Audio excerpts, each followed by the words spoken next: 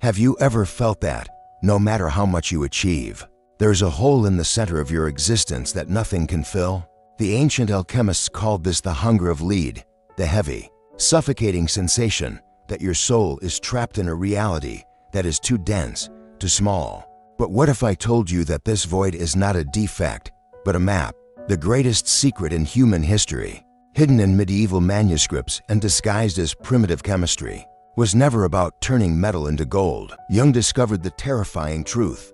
The philosopher's stone is actually a code for the biological and spiritual process of finally becoming a real human being. What they were hiding was the technology of the immortality of consciousness.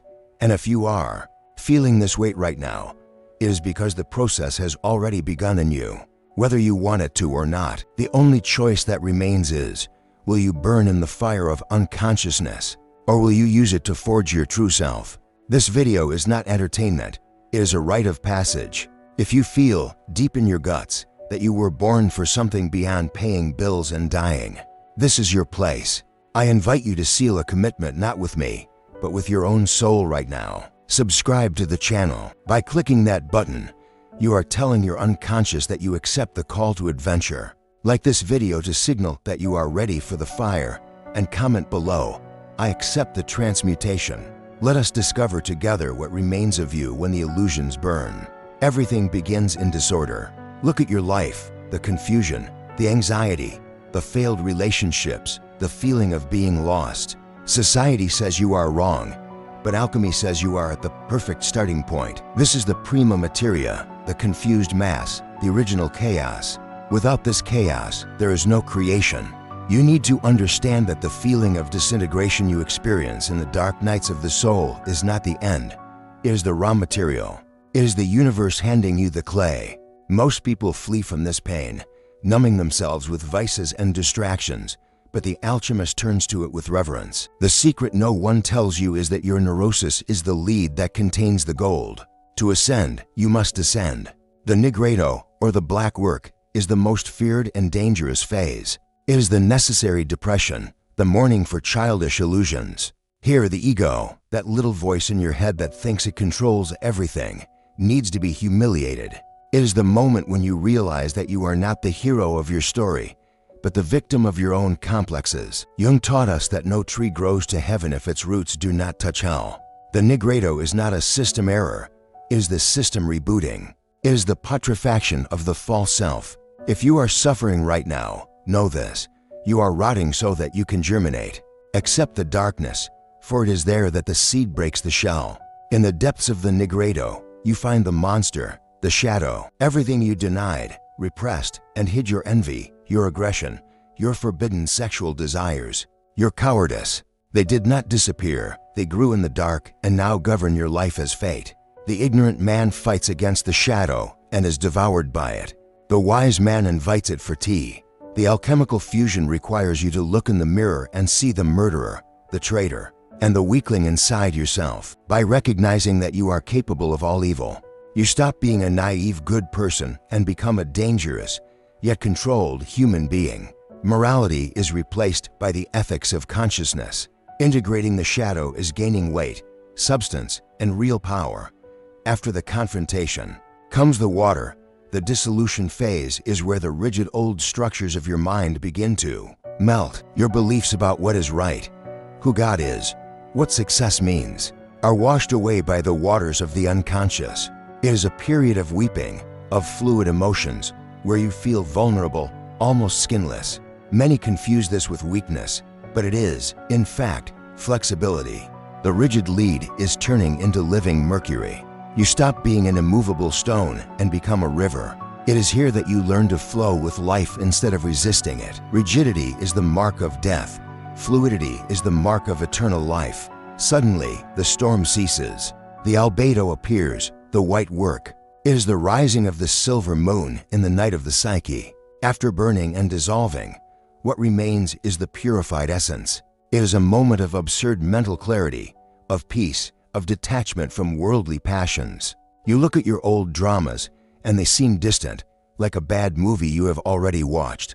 But be careful, the albedo is a seductive trap. Many spiritual gurus stop here, at the top of the mountain, living in a sterile purity.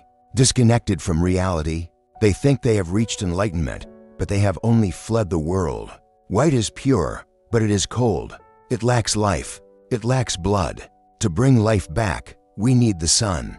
The citrinitas, or yellow phase, is the awakening of higher intuition.